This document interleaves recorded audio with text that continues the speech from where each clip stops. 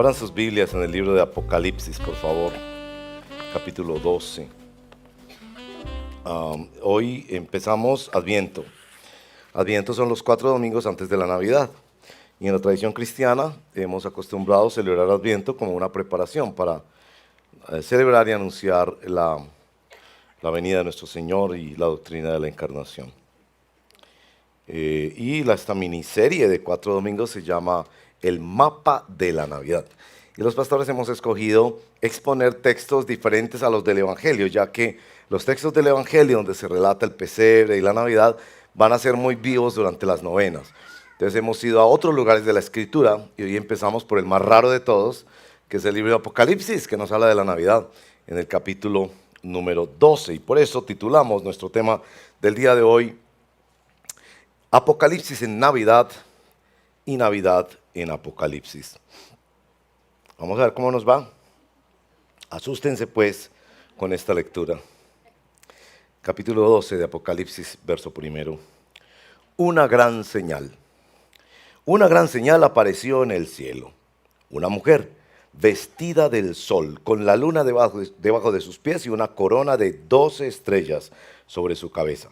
Estaba encinta, embarazada, y gritaba por los dolores del parto y el sufrimiento de dar a luz. Entonces apareció otra señal en el cielo. Un gran dragón rojo, que tenía 7 cabezas y 10 cuernos, y sobre sus cabezas había 7 diademas. Su cola arrastró la tercera parte de las estrellas del cielo y las arrojó sobre la tierra. Y el dragón se paró delante de la mujer que estaba para dar a luz, a fin de devorar a su hijo cuando ella diera a luz. Y ella dio a luz un hijo varón, que ha de regir a todas las naciones con vara de hierro. Su hijo fue arrebatado hasta Dios y hasta su trono. La mujer huyó al desierto donde tenía un lugar preparado por Dios para ser sustentada allí por 1260 días. Entonces hubo guerra en el cielo. Miguel y sus ángeles combatieron contra el dragón. Y el dragón y sus ángeles lucharon, pero no pudieron vencer, ni se halló ya lugar para ellos en el cielo. Y fue arrojado el gran dragón, la serpiente antigua que se llama Diablo y Satanás, el cual engaña al mundo entero. Fue arrojado a la tierra y sus ángeles fueron arrojados con él. Entonces oí una gran voz en el cielo que decía, ahora ha venido la salvación, el poder y el reino de nuestro Dios y la autoridad de su Cristo, porque el acusador de nuestros hermanos, el que los acusaba delante de nuestro Dios día y noche, ha sido arrojado. Y ellos lo vencieron por medio de la sangre del Cordero y por la palabra del testimonio de ellos, y no amaron sus vidas, llegando hasta sufrir la muerte. Por lo cual, regocíjense cielos y los que moran en ellos, pero ay de la tierra y del mar, porque el diablo ha descendido a ustedes con gran furor, sabiendo que tiene poco tiempo.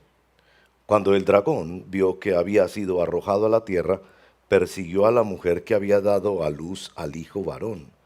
Y se le dieron a la mujer las 2 alas de la gran águila, a fin de que volara de la presencia de la serpiente al desierto, a su lugar donde fue sustentada por un tiempo, tiempos y medio tiempo. La serpiente arrojó de su boca tras la mujer agua como un río, para que ella fuera arrastrada por la corriente. Pero la tierra ayudó a la mujer, y la tierra abrió su boca y tragó el río que el dragón había arrojado de su boca. Entonces el dragón se enfureció contra la mujer y salió para hacer guerra contra el resto de la descendencia de ella, los que guardan los mandamientos de Dios y tienen el testimonio de Jesús. Bueno, esta es la palabra del Señor. Y yo les exhorto y les animo a que la recibamos como ella es, palabra de Dios. Oremos. Señor, gracias por tu palabra, así tan sorprendente, tan disruptiva, que nos sacude. Por favor, Háblanos hoy, Señor. Necesitamos de verdad que tú, bendito Espíritu Santo, no nos dejes adormecidos, ni estancados, ni superficiales, ni rutinarios en las cosas de la fe. Despiértanos, Señor, como despertaste a las 7 iglesias del Apocalipsis, que estaban estancadas, empobrecidas, superficiales, adormecidas por los atractivos del mundo o por los problemas del mundo. Y tú les enviaste este mensaje a esas iglesias como nos lo envías a nosotros. Queremos someternos a tu palabra y pedirte que seas tú revelando lo que en ella hay para nosotros. Ven, Espíritu Santo, llénanos con el fuego y la certidumbre de tu palabra. Te lo pedimos en el nombre de Jesús. Amén. Bueno, ¿qué vamos a hacer con este capítulo de Apocalipsis? Siento la necesidad de, en primer lugar, explicarles el título. Apocalipsis en Navidad. La palabra Apocalipsis quiere decir revelación. Realmente la palabra Apocalipsis es una palabra en griego, que es el idioma en que se escribe el Nuevo Testamento. Entonces, esa palabra quiere decir revelación. Y quiero citar 2 versos del libro de Lucas, Lucas capítulo 2, verso 32 y verso 35, de la boca de quien es uno de mis personajes favoritos en el Nuevo Testamento, que es Simeón. Simeón, que no aparece casi nunca en los pesebres, es un anciano que el Señor le ha prometido que antes que él muera, verá al Salvador. Y Dios le cumple esa promesa y efectivamente cuando le entregan el niño, imagínense las palabras de él. En el capítulo 2 de Lucas, en el verso 32, él nos informa que ese niño llegaría para apocalipsis del corazón, para revelar los corazones. Y que esa revelación traería caída y también levantamiento. Verso 32. En el verso 35 de Lucas 2, el mismo profeta Simeón usa la palabra apocalipsis en la forma verbal, como que el Mesías que él tenía ahora como un bebé en sus manos, apocalipsería. Esa sería una traducción que revelaría también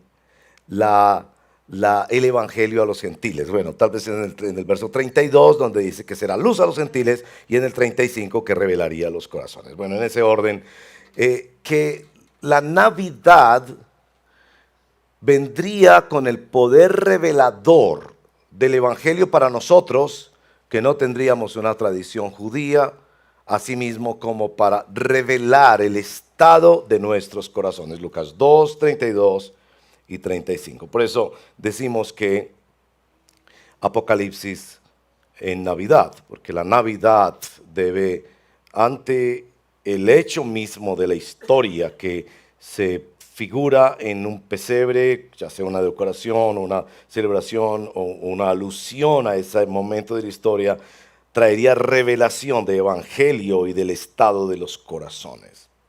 Pero en el libro de Apocalipsis también, el libro se llama así porque la revelación, la primera palabra del libro de Apocalipsis es Apocalipsis, Apocalipsis del Señor Jesucristo. En el capítulo 12 nos cuenta sobre el nacimiento del Mesías. Ustedes notarán que en el verso número 4, esta mujer da a luz. Verso 5, un hijo varón, y usa una figura profética que regirá a todas las naciones con vara de hierro. En el verso número 10 nos informa que ese hijo varón es el Cristo. En el verso 11 nos informa que ese hijo varón es el Cordero. Y en el verso número 17 nos cuenta que los que siguen ese Cordero son los que siguen el testimonio de Jesús. Es decir, ¿qué es Jesús? Que el capítulo 12 de Apocalipsis está revelándonos la historia detrás de la historia. Nosotros vemos una cosa que puede ser tierna y decorativa de una parejita que no hay lugar en el mesón, lo ubican en una pesebrera en la parte de atrás, no había más lugar, y allí mismo la mujer, como algunas de las damas de la iglesia, llega a dar a luz ese bebé. Y vemos esa historia, nos enternece, llegan estos señores orientales y les dan regalos, entonces nosotros pensamos, ay, deberíamos nosotros también dar regalos y hacemos de esto una fiesta. Pero Apocalipsis 12 te va a contar la historia detrás de cámaras.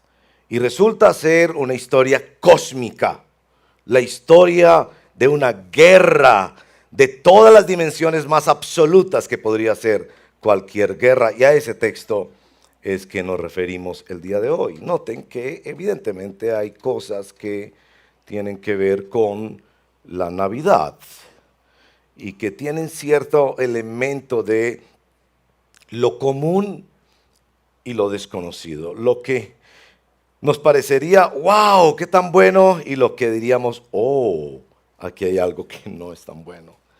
Los versos 1 y 2, una mujer descrita de una manera extraordinaria, después hablaremos cómo en la historia se ha interpretado esa mujer. Y uno dice, maravilloso, ¿quién será esta mujer vestida de sol, con la luna bajo sus pies, una corona, 2 estrellas? Y estaba ahí ya para dar a luz. Pero en el verso 3 introduce un elemento perverso, un gran dragón que tenía todo este poder y toda esta autoridad que se figura en los elementos simbólicos que aparece allí, pero que arrasa la tercera parte de las estrellas, verso 7, y claro, uno ya ahí como que se asusta, ¿no? Pero después, verso 5, es librado el hijo que da a luz la mujer, y la mujer es protegida, y uno como que, oh, muy bien. Pero en el verso 7, guerra, y hay una tremenda guerra, Dios mío, ¿qué pasa con esa guerra? Pero en el verso 8, la gran voz que dice, ha venido la salvación, y uno dice, bueno, ya llegó la salvación. Pero en el verso 13, otra vez aparece el dragón, y la historia termina como con una nota un poco triste, porque el dragón sigue más enfurecido, verso 17, contra esta mujer y particularmente contra la descendencia de ella, que no son otros que los seguidores del Señor Jesús. ¿Para qué nos escriben así la Navidad? Ya hemos dicho que para ver la verdadera historia detrás de la historia, para ver la verdadera tensión detrás de esos episodios, pero sobre todo para ver el poder eterno de la verdadera Navidad. Así que quisiera compartir con ustedes básicamente 3 afirmaciones de este texto bíblico. La primera afirmación es que la Navidad se trata del Hijo de Dios, aunque haya muchos otros personajes notables. La Navidad se trata de Jesús, se trata de el Cristo. Y nuestro texto viene quizás a corregirnos un poco, ¿verdad? Porque no es que nosotros podemos llegar al pesebre y escoger nuestros personajes favoritos. Que usted dirá, me gustan los Reyes Magos, o los angelitos, o el burrito sabanero. No, la historia evidentemente está centrada en el hijo. Hay otros personajes, por ejemplo, la mujer. ¿Quién es esa mujer? En la historia se ha debatido sobre esto de la mujer y seguramente si usted tiene trasfondo católico, usted dirá, ay, esa es María. Puede ser, pero no es la María que enseña la Iglesia Católica. Perdónenme si ofendo a algunos católicos. Noten que la Iglesia Católica enseña que María continuó siendo virgen después del parto. El catecismo de Gaspar Astete, que algunos, si pido que levanten la mano, ¿quiénes saben qué fue el catecismo de Gaspar Astete? Yo creo que denunciaríamos que el único viejito aquí no es solo Carlos. El catecismo de Gaspar Astete decía que Jesús nació de la Virgen como una luz pasa a través de un cristal sin quebrarlo ni mancharlo. Es decir, para hablar de la virginidad perpetua de la Virgen. Es decir, el niño no nació como todos los niños, sino que nació milagrosamente y ella continuó siendo una señorita, ¿verdad? Que me acuerdo cuando yo estaba empezando a ser discipulado, pues que otros hermanos me estaban enseñando a ser discípulo de Jesús. Estaba leyendo yo la Biblia un día y se me ocurrió, ¿por qué? Y creo que una persona me inquietó con la pregunta, ¿por qué si dicen que María es virgen, por qué la llaman señora y no señorita?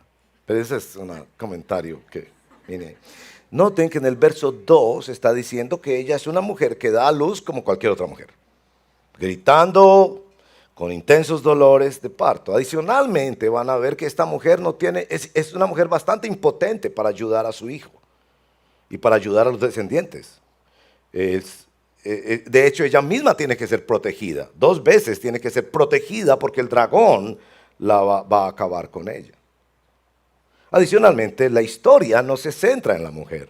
Quien cambia el rumbo de la historia no es esta mujer, es el hijo de esta mujer. Podría ser María, pero los intérpretes bíblicos consideran que podría ser Eva, porque se evoca el texto de Génesis 3. Quienes recuerden Génesis 3, el protoevangelio, cuando el Señor les ha dicho a la humanidad representada en Adán y Eva que tendrán que sufrir a causa de su pecado, les anuncia el evangelio, que alguien de su descendencia pisará y acabará con la serpiente que los había engañado. A propósito, aquí la serpiente es el dragón. Más adelante nos dice que ese dragón es la serpiente antigua, el Satanás o el diablo. Podría ser también Sara, la esposa de Abraham, que se le dijo que su descendencia sería como las estrellas y como la arena a la orilla del mar, y precisamente eso de las estrellas por las que él está rodeado, la mayoría piensan que por esa razón, verso 1 es Israel, que Israel es representado en final de Génesis como 12 estrellas. Podría ser una nación, y cuando uno mira a esa mujer funciona más como una nación, que muchas veces en el lenguaje figurado se usa la expresión mujer para hablar de una nación, desde donde se desprenden generaciones y generaciones de ciudadanos. Pero cualquiera que ella sea, el punto es, no es el centro es el Hijo. Hay ángeles, y parece 2 compañías de ángeles, Miguel y sus ángeles, Satanás o el dragón y sus ángeles, que se enfrentan, pero tampoco son el centro de atención. El centro de atención es el Hijo. Estas alusiones al Antiguo Testamento, el Hijo, que es el Cordero. Los que leyeron este texto la primera vez entendieron claramente que este Cordero era el Cordero de Dios. No era el Cordero que ellos presentaban para reconocerse pecador y reconocer que se necesitaba un sacrificio de sangre. Es decir, que su vida debería ser expuesta al justo castigo de Dios y que alguien representaría su vida para tomar su pecado en lugar de ellos. El centro de la historia es el Hijo. ¿A ustedes no les parece que es muy importante que en esta Navidad defendamos eso? El año pasado creo que comenté esa tradición antioqueña, y bueno, sé que algunos no son antioqueños, pero bueno, puede ser que en otras partes del país no tengo conocimiento. Una dinámica que se hace en la Navidad, ¿no? Que se esconde la figurita del niño Jesús del pesebre. Y entonces papá, yo me acuerdo de mi papá, ponía un premio para quien lo encontrara, ¿no? Y las mamás vivían furiosas con esa dinámica, porque pues papá escondía el niño Jesús, a veces enrollado con un billetito. Yo no estoy diciendo que esto lo dice la Biblia, eso es lo que hacíamos familias antioqueñas, ¿verdad? Lo envolvía en un billetito o había un premio para quien lo encontrara, ¿no? Y cada año papá se hacía más creativo donde esconderlo. En la pata de una mesa, dentro de una almohada, en el fondo de un closet, en una olla. Y claro, todos desesperados por encontrar el bendito niño Jesús. Eso no lo dice la Biblia, yo solo estoy diciendo que eso era una tradición antioqueña, ¿verdad? Y entonces todos destrozamos la casa. Y por eso las mamás se ponían furiosos con la bendita dinámica. Esa dinámica desapareció, me parece a mí. Yo no he escuchado eso recientemente. Desapareció eso de esconder el niño Jesús, una dinámica de Navidad. La razón era que el niño no aparecía hasta el 24, entonces los pesebres tradicionalmente no tenían niño Jesús sino hasta el 24. El 24 se ponía el niño Jesús. Entonces el 24 pues había que encontrar el niño Jesús para ponerlo ahí. ¿Ustedes no les parece que eso, que es una tradición antioqueña, un juego, yo no estoy diciendo que lo hagan, por favor, solo para decirles que no les parece que en la Navidad se pierde Jesús y que nosotros deberíamos encontrar a Jesús? Es decir, que hay de todo, ¿no? Ustedes ven en los pesebres hay elefantes, aviones, a drones, le tiran celulares, bandejas paisas. Y bueno, que haya lo que haya. Es divertido hacer pesebres, es una tradición que viene del siglo XII, hacer pesebres. A mi papá le encantaba hacer pesebres. Él pensaba que esa era de las cosas más bonitas.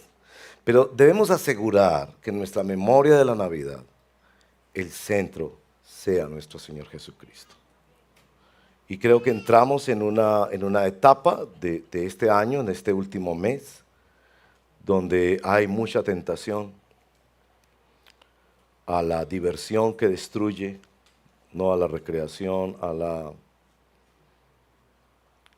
las licencias morales, como es la fiesta de la empresa, como es el último día del año, como es que ahora tenemos prima, como es todo esto. Entonces nos damos permisos.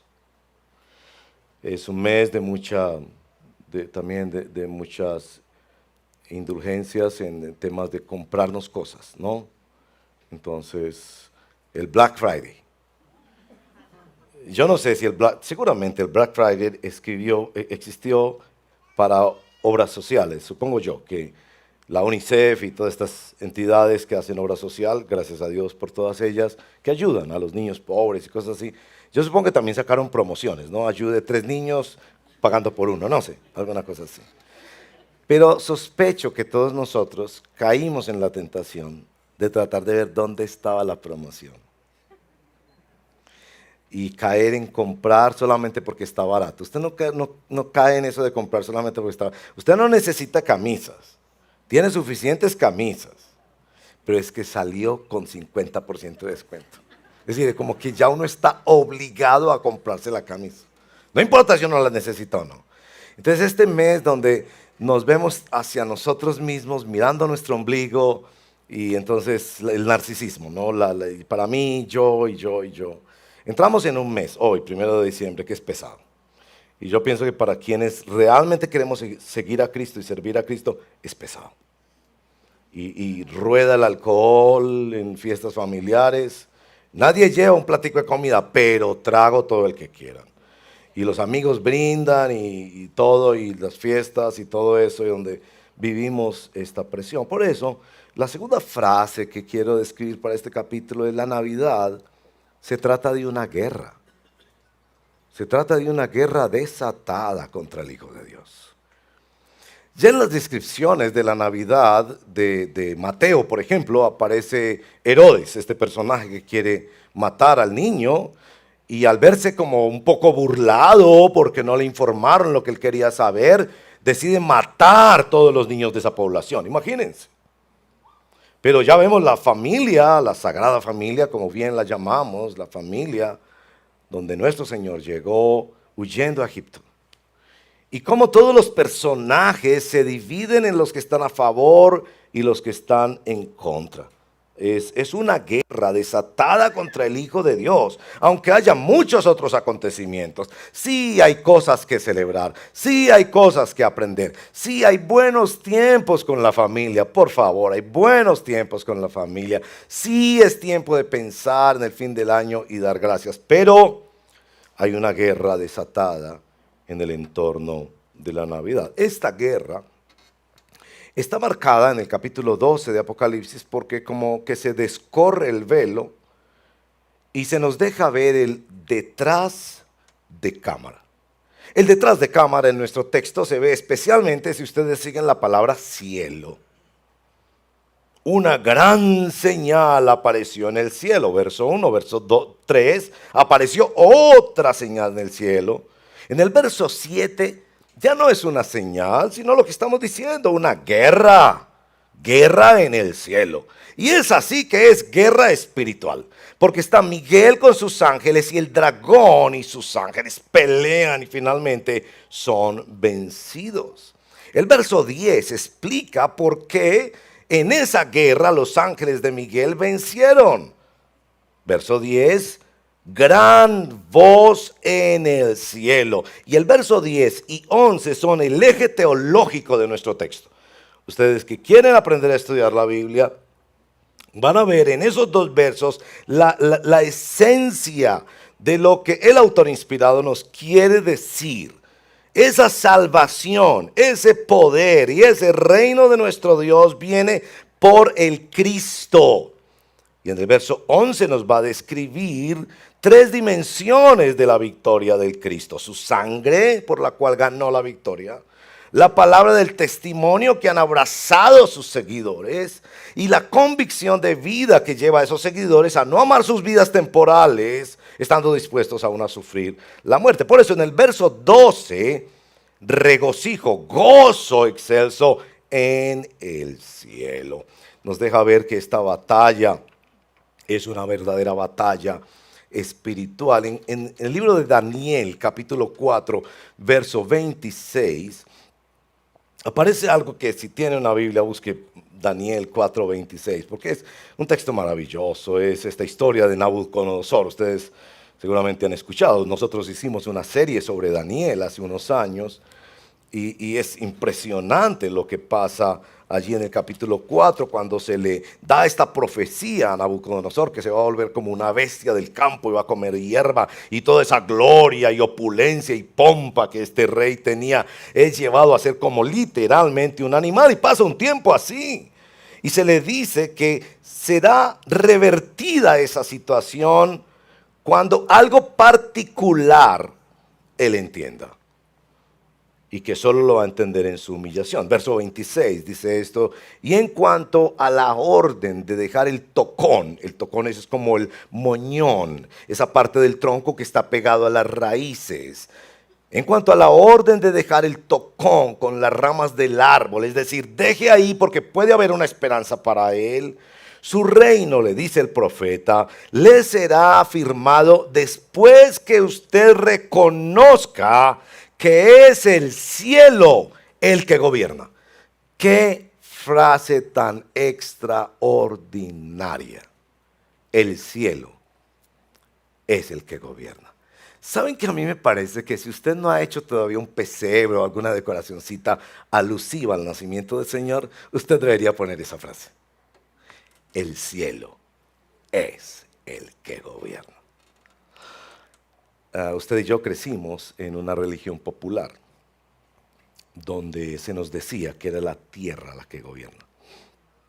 Se nos enseñó que si nosotros hacíamos buenas acciones en esta tierra, nos ganábamos cielo. Que si nosotros íbamos a cierta iglesia y cumplíamos con ciertos ritos antes de morirnos, entonces nosotros íbamos al cielo. Así que nosotros controlábamos el cielo desde la tierra. Nabucodonosor, como nosotros, tenemos que entender que es el cielo el que gobierna. Ahora la pregunta aquí es, ¿cómo gobierna el cielo? Esto es extraordinario. Porque en el Padre Nuestro aprendemos a decir: Padre nuestro que estás en los cielos, y que tu voluntad sea hecha en la tierra como es en el cielo. Entonces vamos aprendiendo que Dios gobierna desde el cielo a través de la oración de sus hijos. Pero en este pasaje de Apocalipsis 12, ¿cómo interviene Dios en la historia? Una historia marcada por un dragón que engaña, acusa y después devora. ¿Cómo interviene Dios en la historia para traer esperanza a un pueblo oprimido, lleno de miedo por un gigantesco dragón que pretende devorarlos? Y nuestro texto dice: a través de un hijo. Por eso en la Navidad decimos que Dios nos ha dado un niño nos es nacido, que Dios nos ha dado un hijo nos es dado. Dios decide hacerlo de esa manera. Porque uno podría decir, bueno, si es Dios había podido destruir el dragón. Pero en la sabiduría de Dios, que es más allá de lo que nosotros podemos pensar, Él decidió Él mismo hacerse parte de la historia, y como el Mesías, el Cristo, el Señor ungido, tomara nuestro lugar para vivir la vida que nosotros deberíamos haber vivido.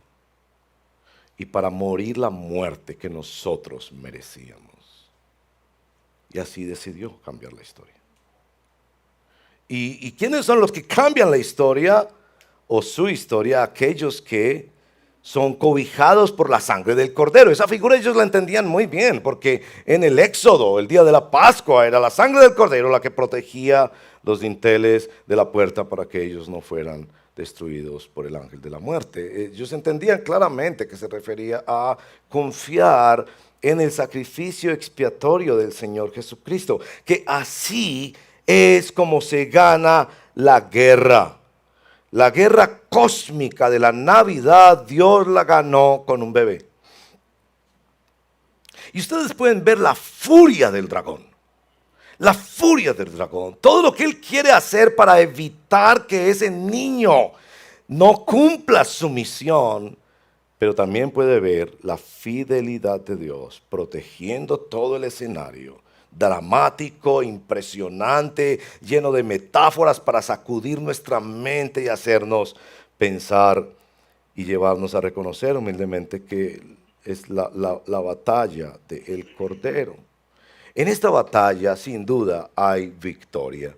En el eje teológico de nuestro texto, verso 10 y verso 11 particularmente, ellos lo vencieron. ¿A quién vencieron? A su acusador, al dragón que los acusaba, a la serpiente antigua, al diablo y Satanás y todos sus ángeles. Ellos lo vencieron por medio de la sangre del Cordero. Hay victoria de Dios para tu vida.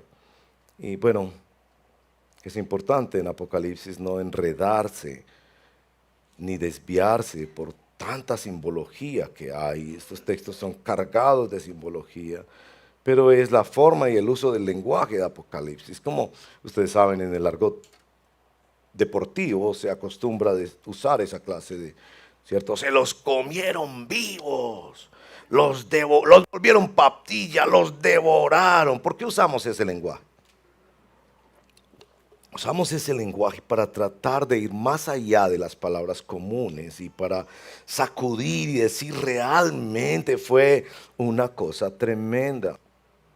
La victoria del Señor sobre un engañador y un acusador.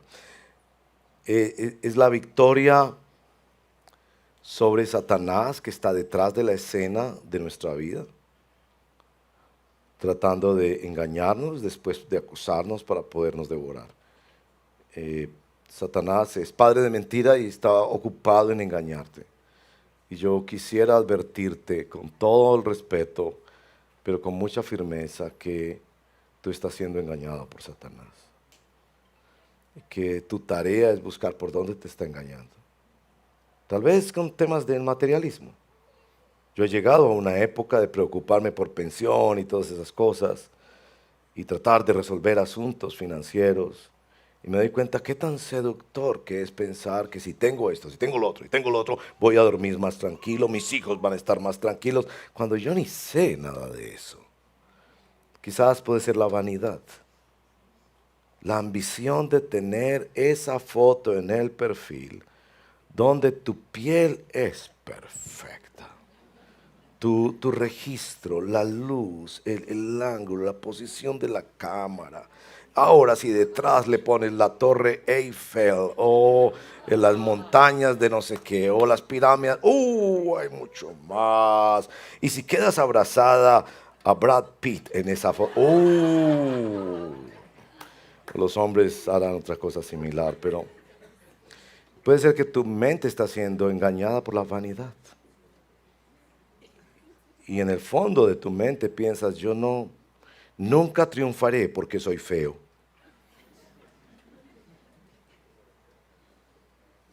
Si pudiera hacerme esa cirugía, si pudiera, no sé, tal vez me embellecería un poco con un carro último modelo. O algo así. Quizás tu ambición. O el orgullo por tu pasado. Ellos no conocieron a Cristo cuando eran niños. Yo sí conocí a Cristo cuando era niño. Ellos no saben la Biblia. Yo sí sé la Biblia. Es decir, ¿qué es la estrategia? ¿Cuál es la estrategia que Satanás usa para engañarte? Entonces, ¿a quiénes engaña con la vanidad? Persiguen y persiguen y persiguen, se compran el bolso, se compran la ropa de marca, van a los sitios famosos, se toman la foto y al día siguiente siguen deprimidos. Y Satanás, yo creo que tiene una habilidad, este dragón, de burlarse de nosotros. Nos hizo meternos en la compra de la tarjeta de crédito que nos va a ahogar por los próximos años. Y después de que tenemos toda esa ropa, todas esas cosas, empieza a burlarse de nosotros. Caíste. Y la acusación, nos dice el texto, para asustarnos más, la acusación es delante de Dios, como lo hizo con Job.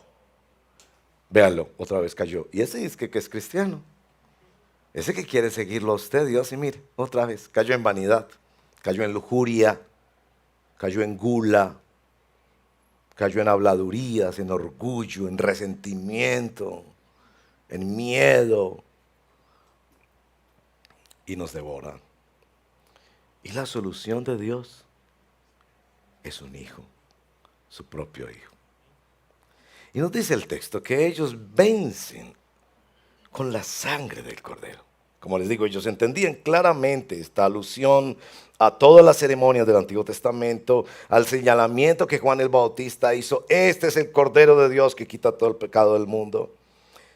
Pero no solo ellos se cubrieron con la sangre del cordero, sino que ellos hablaron la palabra del testimonio. Algunos autores piensan que esta palabra del testimonio se da en el bautismo, donde renunciamos a Satanás y a sus mentiras, morimos a nosotros mismos en las aguas del bautismo y nos entregamos a Él para vivir, no viviendo nuestra propia vida, sino su vida en nosotros. Pero más de eso el texto dice, esta última frase que me recuerda tanto, 1 Corintios 7, 29 al 31. Y no amaron sus vidas, llegando hasta sufrir la muerte. Otra traducción dice, y no se aferraron tanto a sus vidas como para tenerle miedo a la muerte. Obviamente a esa vida a la que se refiere a él es a la vida temporal. Y esa muerte a la que se refiere ahí es a la muerte temporal. Llegaron a una experiencia de vivir con Dios en la que Dios satisfacía sus vidas. Por eso prorrumpe el verso 12 diciendo, regocíguense los cielos y los que moran en ellos. Esta victoria es la marca de la salvación, no solo temporal, sino eterna. Esta victoria también es el cuidado de Dios. La historia no termina de una manera atractiva para nosotros. Si hubiéramos nosotros escrito esta historia, hubiera terminado ahí en el verso 12, parte A. Porque la parte B en adelante viene otro envión del dragón persiguiendo de nuevo a esta mujer, que puede ser la nación o una persona en particular, pero más adelante nos aclara, verso 17, al resto de la descendencia de ella, los que guardan los mandamientos de Dios y tienen el testimonio de Jesús. Hermanos y hermanas, hemos de entender esto. Entre más busquemos santidad, el mundo más nos rechazará. Entre más nos consagremos al Señor, vamos a ser más piedra en el zapato para muchas personas, inclusive cercanas a nosotros, como familia, compañeros de trabajo, vecinos, etc. Así que tú estás siempre en la disyuntiva de tener que escoger, o vas a vivir consagrado a Cristo y asumir esas consecuencias, o seguir en la corriente del mundo para tratar de satisfacer tu carne o satisfacer a otros. Lo interesante de esta historia es el cuidado de Dios. Aunque la historia queda en el suspenso del verso 17, donde dice que todavía el dragón sigue vivito y coleando y persiguiendo a la descendencia, a los que tienen el testimonio de Jesús. Lo que nos ha dicho la narración es que Dios está siempre protegiendo. Y cuentas con la protección de Dios. Y ustedes saben, nosotros somos muy hipócritas porque nosotros pedimos mucho protección. Yo no sé qué tanto tú, pero yo todos los días estoy orando por mis hijos y mis nietos.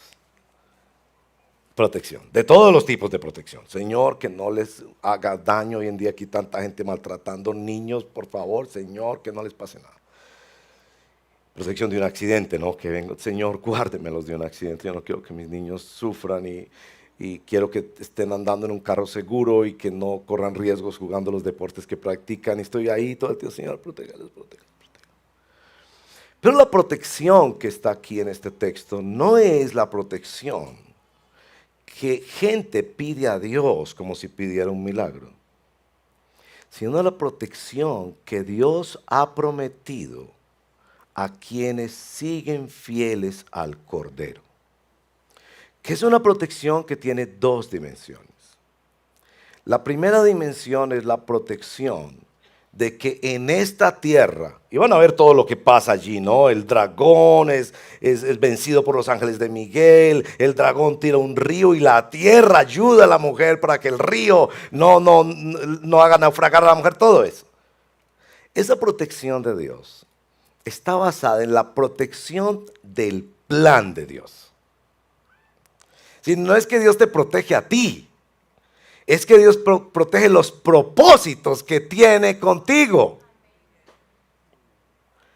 La segunda dimensión de esa protección es la protección eterna.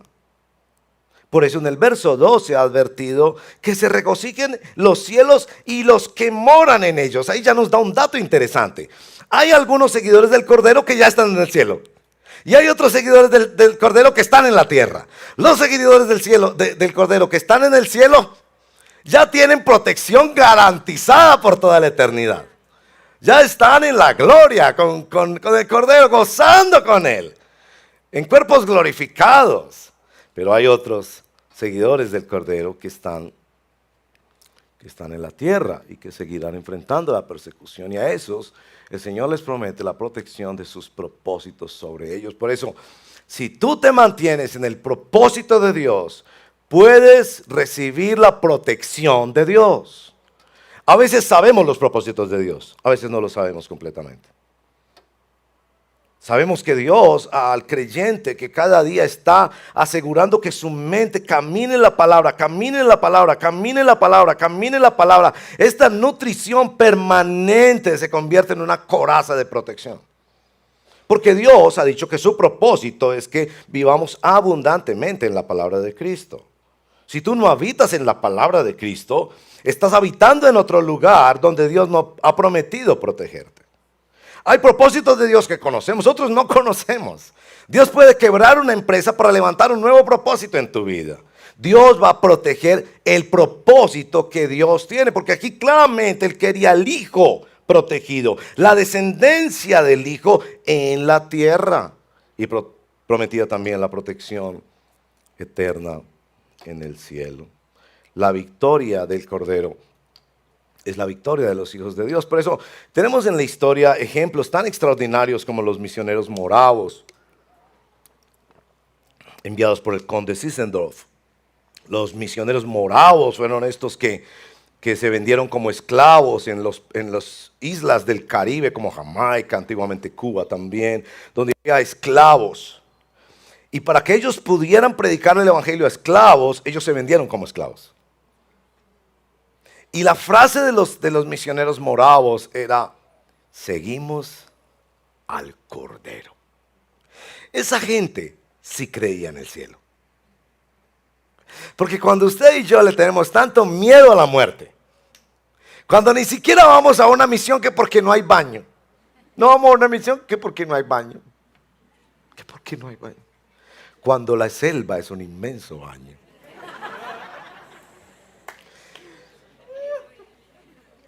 Estos misioneros creían en la eternidad y sabían que si morían en el intento de llevar el evangelio a esas personas, porque muchos murieron evidentemente, les hacían un favor, porque de inmediato pasarían a la gloria a estar con Cristo.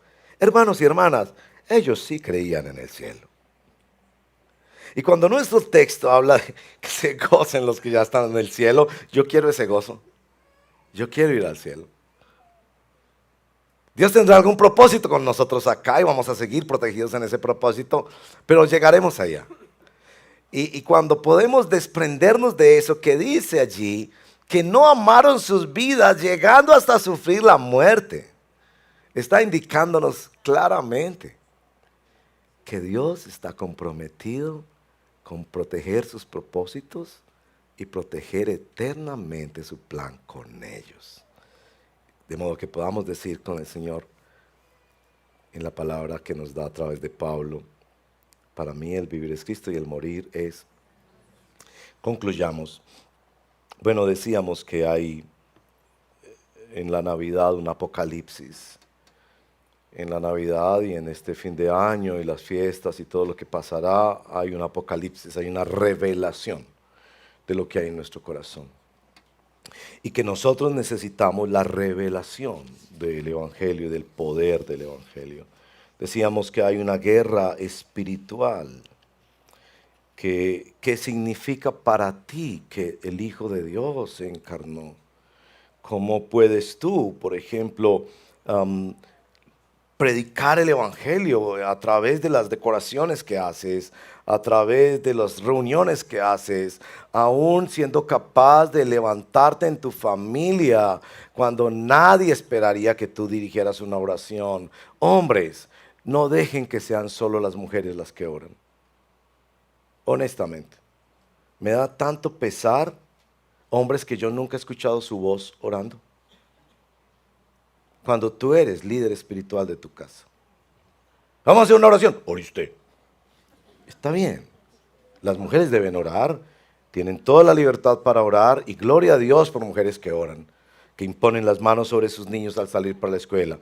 Al acostarlos en la noche. Al bendecirlos en cada cosa. Gloria a Dios por mujeres piadosas. Que entienden las dimensiones de cielo. Y la guerra espiritual que hay sobre sus casas. Pero hombres.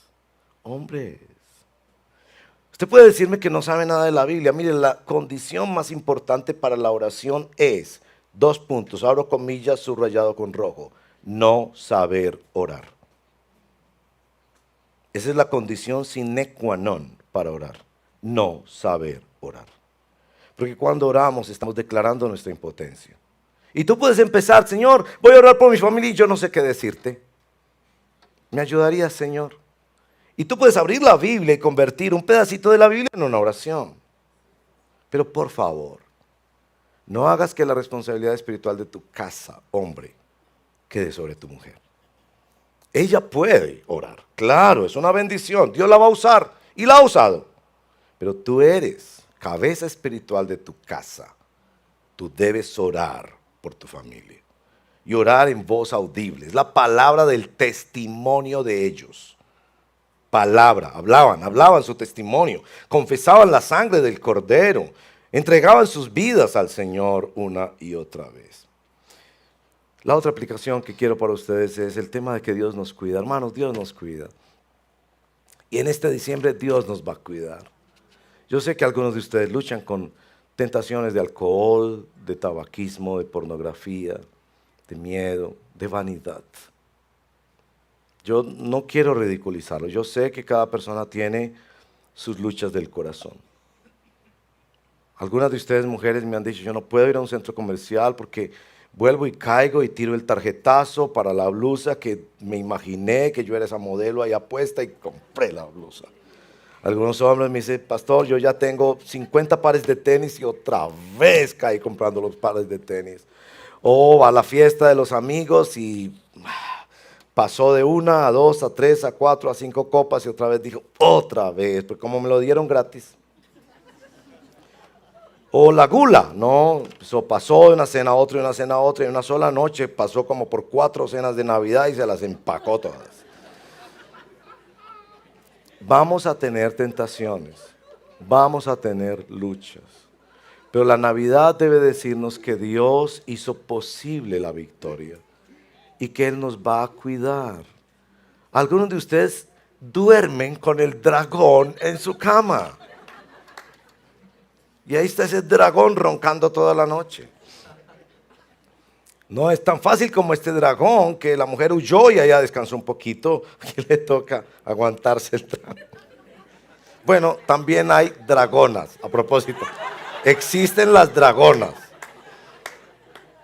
¿Cómo podemos sobrevivir en este diciembre? Y este 1 de diciembre, apenas para empezar nuestra serie del mapa de la Navidad, el recorrido del mapa de la Navidad es duro, hermanos, es duro. Yo me imagino que anoche algunos de ustedes lucharon con ese vecino que tira pólvora y que saca esas. Yo le decía a mi esposa, ¿por qué tienen que hacer eso tan duro?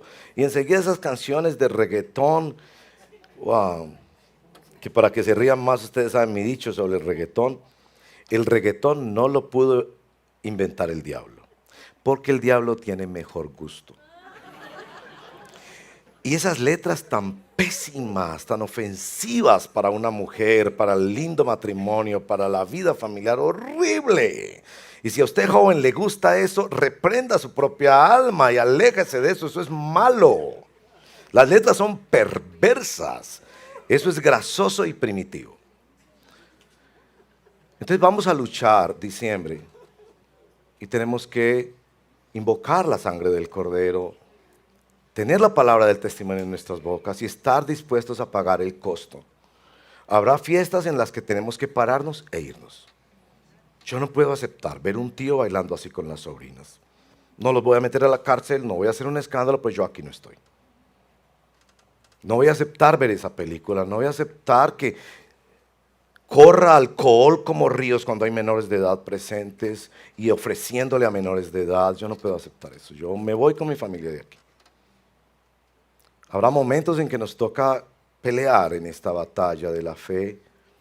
Y cuando nos dan estas cosas tan dramáticas de dragones, ángeles, guerra, cielo, tierra, nos están diciendo, prepárense para esa batalla, pero crean que Dios nos va a guardar y a defender.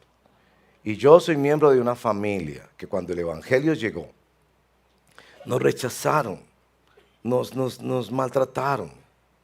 Dijeron que no éramos parte de esa familia, no nos quisieron volver a visitar. Pero con el tiempo esas mismas personas vinieron a pedirnos oración, vinieron a pedirnos consejo. Y aunque no veamos la victoria en esta Navidad, podemos verla en otras Navidades, que algún día Dios restaurará, algún día Dios hará que nuestra dignidad sea restaurada, aún en esos casos donde somos burlados por no vestirnos como ellos se visten, por no contar los chistes o no reírnos con los chistes, no comer, no ir, no hacer, no bailar, no hacer todas esas cosas que ellos hacen, porque nosotros seguimos al Cordero y guardamos los mandamientos y el testimonio de Jesús.